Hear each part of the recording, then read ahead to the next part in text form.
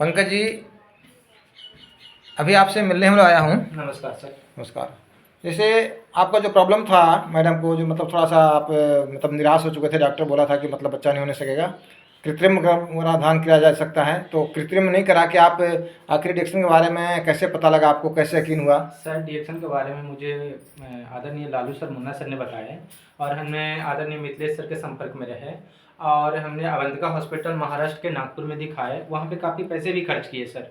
वहाँ पे जब सारे टेस्ट होने के बाद में उन्होंने लास्ट में मुझे बताया कि आपका जो है कृत्रिम गर्भाधान के द्वारा ही आपका संतान हो सकता है। मेडिकल साइंस के तहत आपका जो है ये जो आपका जो नेचुरल रूप से जो होता है वो नहीं बन पाएगा और ये अच्छा, कभी आप माँ बाप नहीं बन सकते। अच्छा अच्छा। फिर हम लोगों ने हमारी सासू माँ जो है महाराष्ट्र पावापुरी बिहार में उनका जो है मेडिकल कॉलेज में उनका पोस्टेड है, तो उनसे भी हमारे मिसेज ने संपर्क करे तो उन्होंने बोले जैसा उन्हें बता रहे हैं आपको उसके हिसाब से ही चलना पड़ेगा। भारती जी एक समय बोला करती थी कि अगर मुझे कोई बांझ कहा तो हम सुसाइड कर लेंगे। अच्छा अच्छा। लेकिन हॉस्पिटल में जब मैडम ने हम दोनों को एक बार बुलाया और बुलाने के बाद मेरे से पहले पूछा कि आप क्या करते हो, हमने बताया कि इंडियन रेलवे में लोको पायलट के पद पे हैं। उन्होंने बोला कि आपको तो ऐसे संतान हो नहीं सकता है, आपको कृत्रिम गर्भाधान के द्वारा, उसमें भी कोई गारंटी नहीं है कि आपका संतान हो ही जाएगा। लेकिन उसके बाद में भी भारती जी चुप रही वहाँ पे।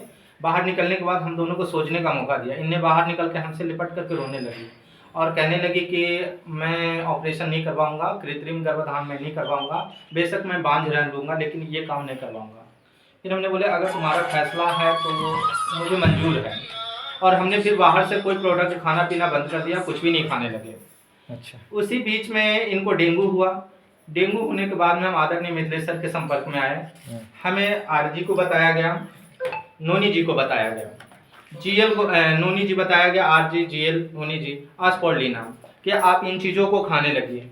डेंगू एक बहाना हुआ और डेंगू खत्म हुआ और डेंगू खत्म होने के 1 से 1.5 महीना के बाद में हमारे घर में ये पॉजिटिव रिजल्ट आया। अच्छा, जबकि इनका मेंस 4-4 महीना, 6-6 महीना, 8-8 महीना रुक जाता। अच्छा अच्छा। और उसके बाद में ये रिजल्ट आया और रिजल्ट का परिणाम है कि आज हमारे घर में 19 मई को पुत्र धन का प्राप्ति हुआ है। 19 मई को 2024 19 मई में।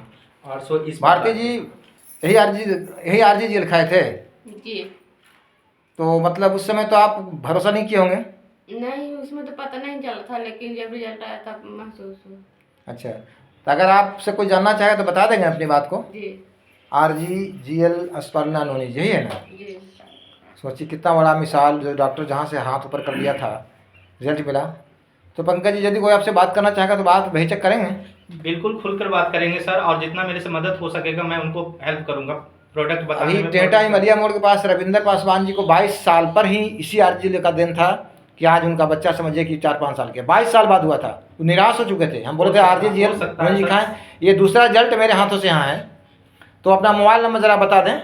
मेरा मोबाइल नंबर सर 73 850 38 890 जी।